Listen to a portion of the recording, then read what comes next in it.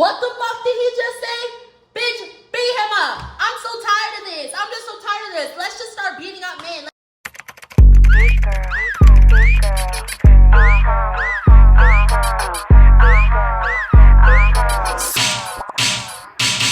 I be sliding on these tight beats, make it talk like who she. I had. Hey guys, it's Ania Swear, and I'm back again with another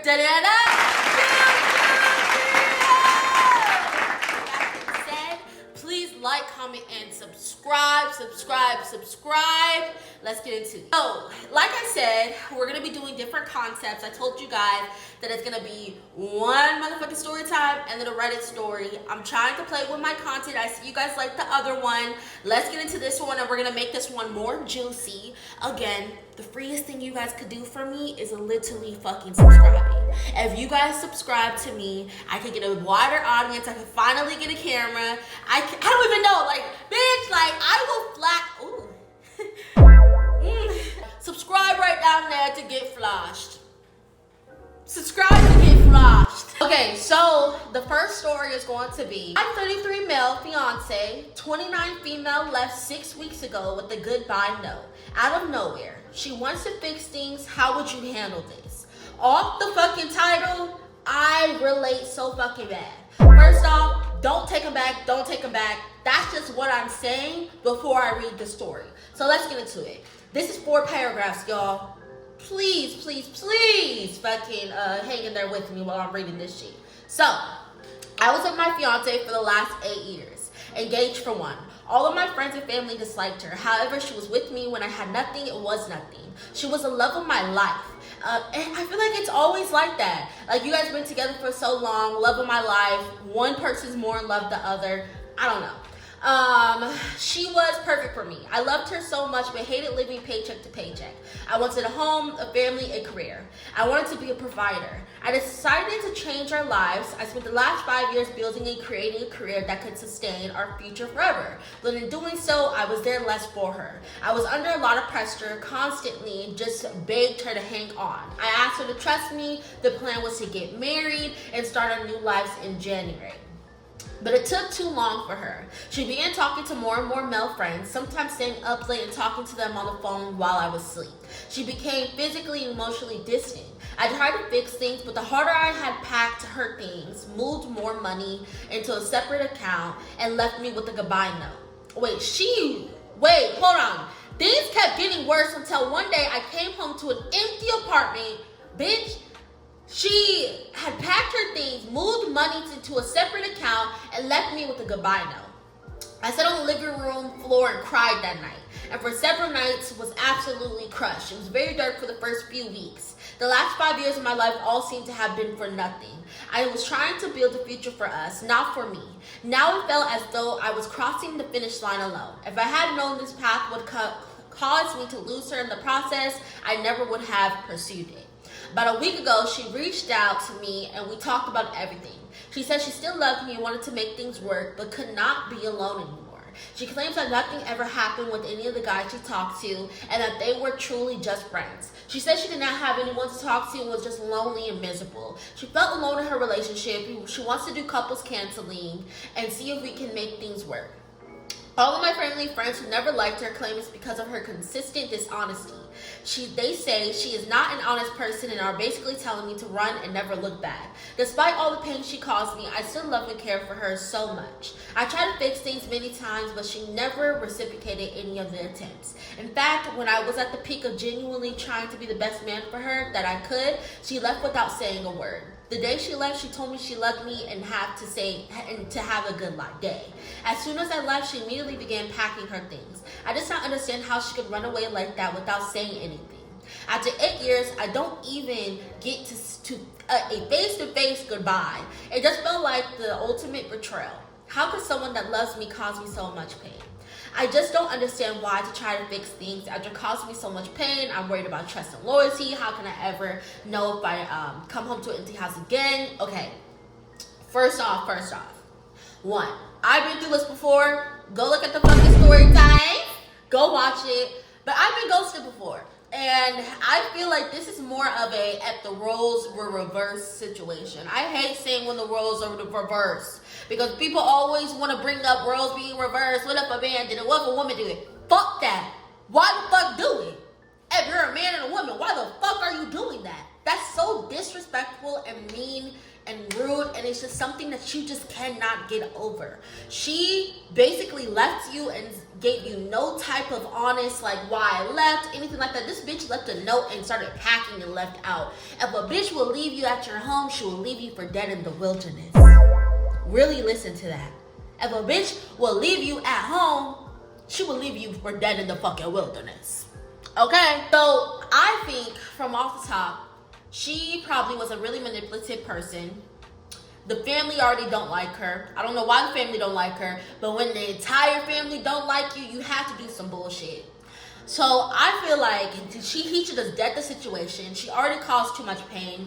And I did the same exact thing for a couple months when this happened to me, when I was ghosted, where I would just think about all the things that I did wrong. Me. Yes, she could have been like alone and felt lonely, but I feel like she should not have done that, period. It should not have been done. No matter if you made her feel lonely, if you made her feel all of these things, it should not have been done. There should have been a conversation about why she wanted to leave the relationship, and then she should have left it, okay? It's a manipulation tactic. They stonewall you, they leave, they ghost you, and then once they come back, they can talk about all the things that you did and what caused them to ghost you. It's a fucked up thing to do, and it's something that they could be like, oh, well, look what you did. Like, but you did this to me. You caused me as a grown-ass woman to ghost you and block you on everything and stop talking to you. No, as a grown-ass woman, you should have talked to me. I don't think you should take her back.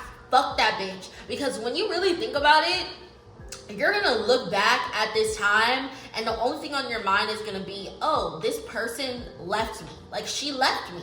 And it's gonna hurt. And I don't think that hurt ever really goes away, because it's active abandonment. Like, you're sitting there in the room. He said that he was sitting there in a room and it was like, it was blank for the first couple weeks. And the feeling that I had sitting in the bed crying, like, it felt like pure sadness. And to go through that and then have somebody come back and be like, well, I'm sorry, I only did it because, no, bitch, fuck you. He made an edit and a little update. So he said, thank you for all the comments. You know that feeling you get in the pit of your stomach when you know something feels wrong. I felt that a few times these last few months. Deep down, I knew she was unfaithful. I also knew she would never admit it. I've always had told my friends I have 3 things that matter to me: respect, honesty, and integrity. You can get along with anyone if you are respectful, honest, and carry yourself with integrity. My ex essentially shit on all of my core values. To take her back would be going against everything I stand for. You all confirmed what I knew and had to do, but was hoping to get talked out of it. Thank you for all for giving me the affirmations I need to get the fuck out. Okay? And I'm happy for him. So, next story. So, I left relationships, and now I am in Am I the Asshole? Okay?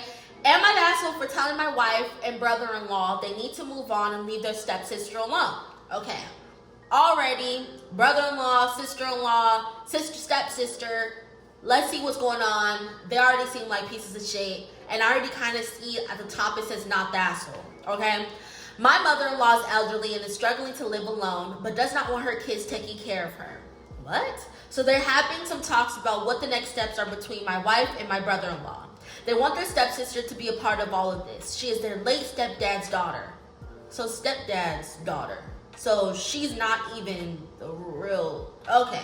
So they have known her since they were toddlers and she was 5 years old, raised together. They see her as just a sister, but she always used step for them, and this has not changed in 30-something years. So she's like, bitch, you're my step. She said, my dad might be married to your mom, but you're my fucking step brothers and sisters. Fuck y'all. After my wife's stepdad died, contact with the stepsister basically ceased to exist. I think she saw the death of her father as the death of an obligation to keep in touch. My wife and a brother-in-law and mother-in-law tried to stay in touch, but it was very one-sided. She never reciprocated. They did speak to her about mother-in-law and her need for care, and she told them this was not her problem. She wanted no part in planning. That she took care of her dad, and that was where her duty ended, because mother-in-law is not her mom or her family, and neither are they. My wife and brother-in-law did not like this. They called her selfish and brought up repeatedly that mother-in-law adores her and helped raise her from age 5. I jumped in and told them they need to move on and figure out a plan together while leaving their stepsister alone. Because clearly she is not going to change her mind, and trying to shame her won't work. But they think I should not interfere. Am I the asshole? So already from here, and I'm just guessing because I don't know the sisters-in-law, like the stepsisters mindset, but it sounds like there's a lot of trauma that is not being talked about, and why this girl wants nothing to do with their family. Because being raised from 5 years old to you're in your 30s now, and you are consistently telling your other, like them, like you want nothing to do with them, they had to do some fucked up shit in the childhood years in order for her to be like, I want nothing to do with these people. Do I think he's an asshole? No. Do I think that family did some fucked up shit? Yes, that they're not talking about and they're trying to put it onto her. Yes, I fucking do. Because why is she so eager not to want to help this elderly woman when they grew up together? You know what I mean? So I really do think they probably did some fucked up shit to that girl, and now they're mad because she doesn't really want to fuck with them. And I'm not really going for it. And that's my take. So let's go to the next story. Now we're going to confessions. Now let's get to the real juicy shit. So we're in confessions. Let's get into it. So this one is, I messed up and will probably lose my bestie over a silly issue. This is probably so fucking minor. Let's get into it. She probably just needs to talk to her about it. Miscommunication. Okay. Before I, 24 male, say anything, let me say first, I know that I did is wrong, and no amount of justification about why I did what I did does not make it right. My bestie, 23 female, is a really good person, but really not the best in case of judgment regarding the opposite sex. And she has had tough time getting over her overly toxic and cheating ex, during which I think I did help her a lot through. Oh, so you're already bringing up what you did for her, trying to make it seem like this is justifiable. Bitch, don't say you're wrong and then say you helped her through this, her cheating. I see your fucking cards you're trying to play. I never said anything, nor I interfered in any way regarding my sister's decision to date this guy. I did warn her about the few things I could talk about to my sister, but I did not reveal everything my bestie had told me about this guy, as I genuinely felt my sister liked this guy. What? Hold on. I did warn her about the few things I could talk about to my sister, but I did not reveal everything my bestie had told me about this guy, as I genuinely felt my sister liked this guy. Now, regarding my bestie, as I said earlier, she had a hard time during the breakup, and despite knowing what this guy did to her, she again and again went back to the same guy. And she had various excuses for each time going back and regret it every time. But the problem here is, now my sister is involved, and this affects me very differently than before. Oh, you're fucked up. I really want to know if the guy is cheating on my sister or not. I've asked if my bestie is still in touch, and she denied. But she had denied to me before, and I later found out she was lying to me. So today while I was in her house, I checked her phone. What? Found out she was not lying and had finally blocked that guy. Unfortunately, she found me snooping around, and she is angry at me for bringing this guy again in her life. I feel very bad for doing what I did. She somehow became normal after finding out what I did. She normally would have been very mad at me and to not talk to me for days, but she said she was angry, and as soon as I apologized, she changed the topic. I promised her I won't do it again, but I don't know why I still feel like shit. She is a really good friend of mine, and I don't want to lose this friendship over something silly. I have a feeling that this is not over yet, and this might affect my friendship in the long run. I'll probably be ready, but that does not make this sense of guilt go away. So, you're telling me you watched your friend cry on you about her cheating fucking ex, and now your bitch ass, stupid ass, fanned out fucking sister is fucking with the same nigga? Are you fucking dumb? Are you dumb? Are you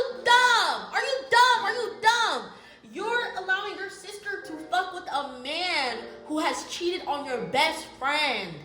And you went through that bitch's, so you have no guilt. Where's the guilt at? You didn't feel guilty when you went through her phone trying to see if she's still fucking with the man that your sister's fucking with that used to cheat on your best friend. You're weird. I think she should bring this up more, and she should stop being friends with you. Because one, you don't feel guilty, because if you were guilty, why are you worried about her? You need to be worried about another bitch on that man's phone. You need to be worried that he doesn't like you. Because if he's cheating and lying and doing all these things, he probably like a man. You go start fucking with him. How about everybody, come on everybody, stand in a circle and get your ass cheeks clapped by this man since everybody wants to keep it in the family. What the fuck? You're not a good friend. Fuck you. You need a, You're weird. You're weird. You're weird. You're weird. You're weird. You and your stupid ass sister are weird. Weird. And I think she should really leave. She should leave. She should stop being friends with both of y'all. Y'all are weird ass bitches. So next fucking story, because this is about to piss me off. Okay, so we're back in Am I the Asshole? And am I an asshole for kicking my dad out the car and leaving him on the sidewalk? Let me brief you guys through some context. My mom and dad went through a nasty divorce which resulted in lots of resentment. My dad treated my mom poorly, never allowed her to have any job she wanted because of his insecurities, and always berated her and made her believe she was nothing. Obviously, I was an advocate for my mom taking half of everything because she was never given the chance to do anything due to my dad's toxic behavior. Despite that, I decided to see my dad today to catch up in the car ride. He kept telling me that me and my mom, fucked him. And that he hopes I live a good life from everything I took from him. For the record, everything that I have was self-built from my own money, and I never once in his life took anything. He continued to berate me, and instead of snapping back, I told him to get out of the vehicle and find a ride and lift him on the curb. Did I do the wrong thing? No. Fuck niggas. Fuck niggas. And I mean that on the highest level, disrespectful level. Fuck these niggas. This man fucked over your mom, disrespected your mom. I had the same exact thing when I was growing up with my dad. Like, my dad would try to convince me that I was ruining his life. Mind you, I've only seen him on the fucking weekends. On the weekends. And my mom put child support on him. From this day, I'm 22. That card has $50 a month. Bitch, ruined your life? Ruined your life? I only get $50 in fucking child support and I'm only 22? Bitch, you got a lot to pay me back. You beat the fuck out of me. Like, men will do the most fucked up shit and then be like, well, what'd I do? What'd I do? Well, you ruined my life. Fuck you. Fuck that man. Okay? And yeah. Okay, so those are all the stories I have for you guys today. Thank you guys for watching. Please, please, please, please subscribe. And with that being said, I love you guys and I'll see you guys later. Bye.